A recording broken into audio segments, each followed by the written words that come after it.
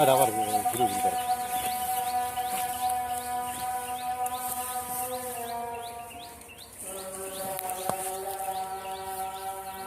এটা কি ধরতে কোনতে বেরিয়ে হতে যাচ্ছে না এটা। খুলে দেন ভাই সামনে ইয়েতে থেকে ধরে ধরে আমি খুলে দেবো না আগে সাক্ষাৎকার না সাক্ষাৎকার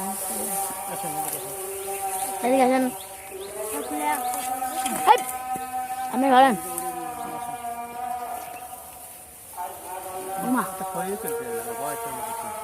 চালু করতেন।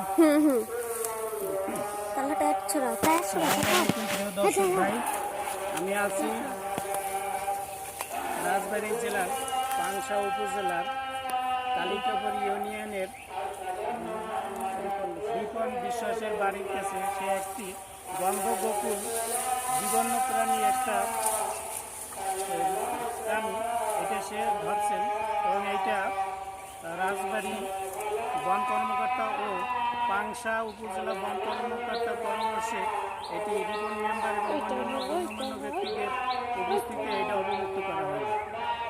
ঠিক আছে, এটা আমি কালিকাপুর 2 নং ইউনিয়ন 6 নং ওয়ার্ডের ইউপি সদস্য।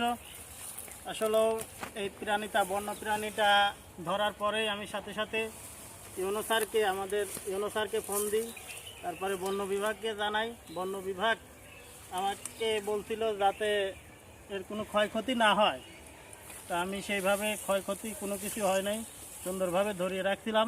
তারপরে রাজবাড়ি থেকে বন্য বিভাগের অফিসার ফোন দিছিল, এনারা এসে আমার কাছ থেকে বন্য প্রাণীটা মুক্তিকরণ করতেছে। ধন্যবাদ। কোন দিক দিয়ে আমি সাইডও আমার আবার ভয় করে কামড় দিলে পারে কামড় দিলে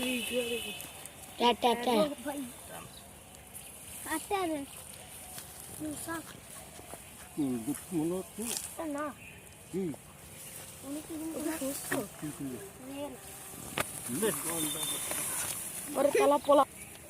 প্রিয় দর্শক ভাই, গন্ধগোকুল প্রাণীটি অবমুক্ত করা হলো এবং সর্বশেষ পরামর্শ হলো দেশি প্রজাতির বৃক্ষরোপণকারী এবং বন্যপ্রাণী সংরক্ষণে এগিয়ে আসে।